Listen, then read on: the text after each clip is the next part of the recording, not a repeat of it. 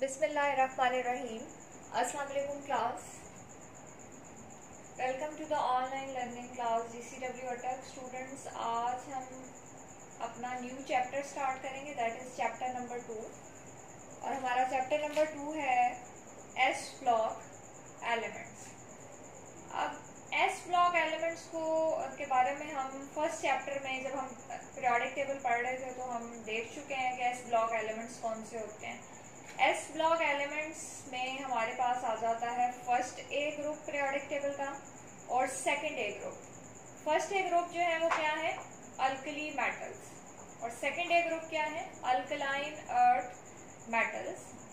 अब देखते हैं कि एस ब्लॉक इन्हें हम क्यों कह रहे हैं। एस इसलिए यहाँ पे हम लगा रहे हैं, इन्हें एस ब्लॉक एलिमेंट्स कह रहे हैं क्योंकि इनके जो वेलेंस शेल्स हैं वो उनमें इलेक्ट्रॉन जो है वो एस में है। अब देखते हैं कि अल्कली मेटल्स कौन कौन से हैं। लिथियम फर्स्ट वन, और second one is sodium, potassium, rubidium, caesium CS से रिप्रेजेंट करते हैं, फ्रेंसियम FR से रिप्रेजेंट करते हैं। आगे चले जी, सेकंड ए ग्रुप पे अल्कलाइन अर्थ मेटल्स आ जाती हैं। बेरिलियम जो है BE से रिप्रेजेंट करते हैं। फिर आ जाता है मैग्नीशियम, उसे हम Mg से रिप्रेजेंट करते हैं। फिर आ जाता है कैल्शियम, CA से रिप्रेजेंट करते हैं। देन स्ट्रोंशियम SR से। फिर आ जाता है बेरियम BA से। फिर आ जाता है रेडियम RA से। तो ये हमारी है जी अल्कली मेटल्स और अल्कलाइन अर्थ मेटल्स। अब ये जो अल्कली और अल्कलाइन अर्थ मेटल्स हैं इन्हें हम एस ब्लॉक एलिमेंट्स इसलिए कह रहे हैं because s orbitals are being filled in their outermost or valence shells। उसके बाद जी हम बात करते हैं कि अल्कली मेटल्स जो हैं, नेम अल्कली, अल्कली जो है बेसिकली अरेबिक वर्ड से आता है जिसका मतलब होता है एशियस। अरब्स जो थे वो ये टर्म क्यों यूज करते थे इन मेटल्स के लिए, क्योंकि उन्होंने फाउंड किया कि जी एशेज ऑफ प्लांट्स जो थी they were composed chiefly of sodium and potassium. Alkali metals include the elements which we have already listed. तो अब चलते हैं हम जी इनकी इलेक्ट्रॉनिक कॉन्फ़िगरेशन लिखते हैं one by one alkali metals की और डिटेल में देख लेते हैं। अच्छा, लिथियम की हम सबसे पहले बात कर लेते हैं। लिथियम जो है एटॉमिक नंबर उसका आ जाता है 3। तो कॉन्फ़िगरेशन क्या हो जाएगी, 1s2 2s1। उसके बाद हम आते हैं सोडियम पे, उसका एटॉमिक नंबर है 11। तो कॉन्फ़िगरेशन क्या हो जाएगी, 1s2 2s2 2p6 3s1। अच्छा, यहाँ पे आप अपनी बुक में पेज नंबर 21 पे देखेंगे तो इलेक्ट्रॉनिक कॉन्फ़िगरेशन लिखने का एक और मेथड भी दिया गया है। अब देखें, यहाँ से काउंट करें जरा, इलेक्ट्रॉन 2 4 6 बन जाते हैं 10।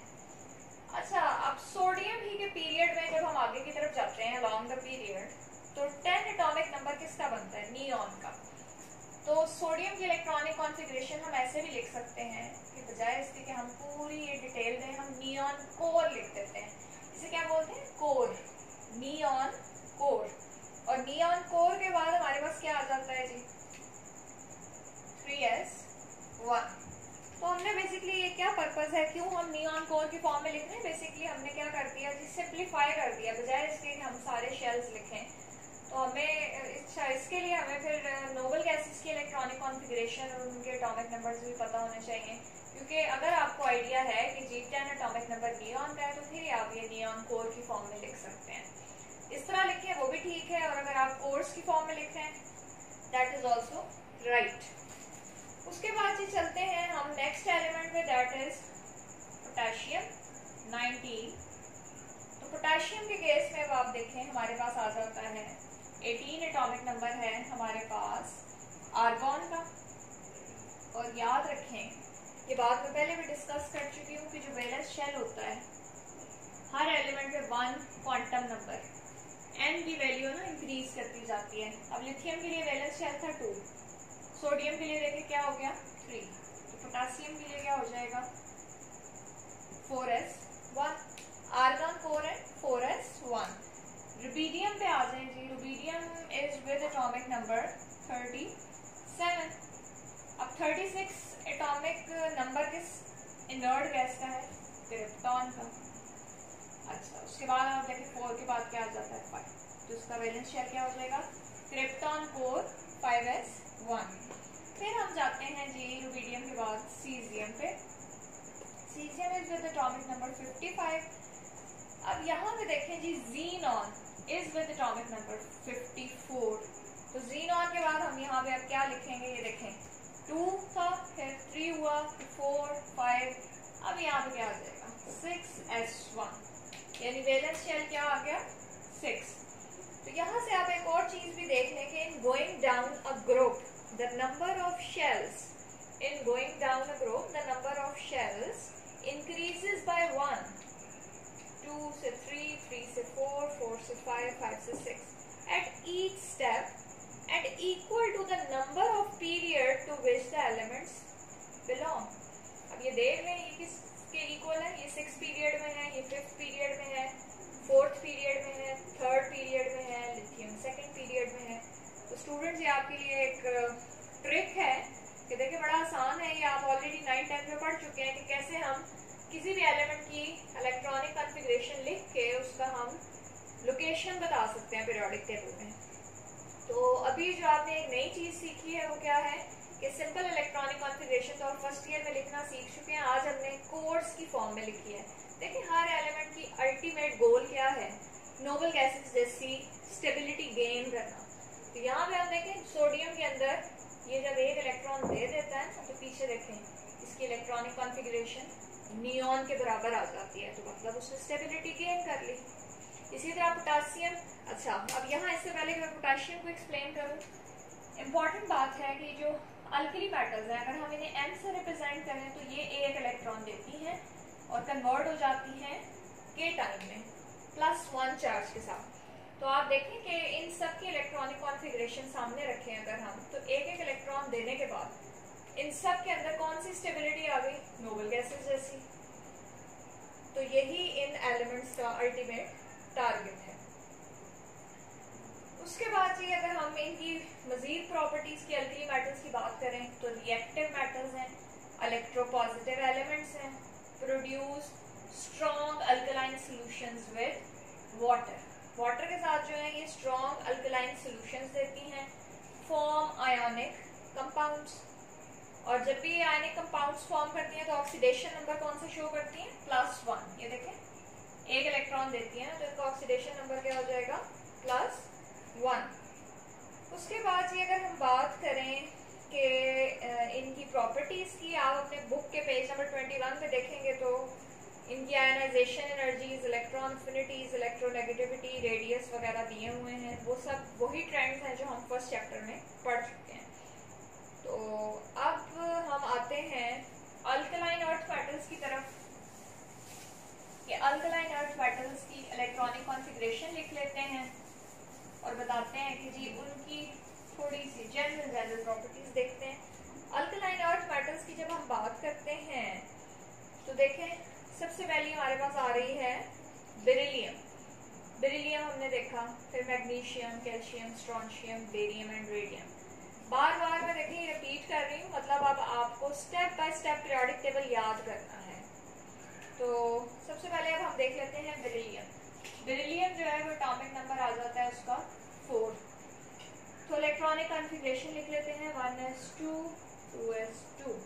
आगे चलते हैं जी मैग्नीशियम पे। मैग्नीशियम का एटॉमिक नंबर आ जाता है 12 और जब हम इसकी इलेक्ट्रॉनिक कॉन्फ़िगरेशन लिखेंगे तो देखें नियॉन कोर 10 इलेक्ट्रॉन्स आ गए। 2 के बाद नेक्स्ट 3s2। उसके बाद आप चलें नेक्स्ट स्टेप पे मूव करें। मैग्नीशियम के बाद आ जाता है कैल्शियम 20 एटॉमिक नंबर के साथ और देखें 18 एटॉमिक नंबर किसका है? आर्गॉन। अगला 3 से नेक्स्ट क्वांटम नंबर 4 है 4s2। कैल्शियम के बाद आप देखें स्ट्रोंशियम 38 है एटॉमिक नंबर। अब देखें 36 किसका था? याद करें अभी हम लिख कर आए हैं यस क्रिप्टॉन का। तो क्रिप्टॉन कोर और वैलेंस शेल लिखना बहुत आसान है, 5s2 हो जाएगा। उसके बाद हम आते हैं जी बेरियम पे 56। अब रिमाइंड करें आपके जी और यहाँ पे क्या आ जाएगा 6s2।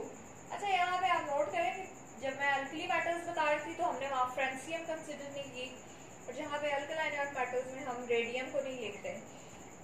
बेसिकली ये रेडियो एक्टिव एलिमेंट्स हैं और इतने कॉमनली इनकी प्रॉपर्टीज हम नहीं देखते, इसलिए उन पर हम फोकस नहीं कर रहे हैं।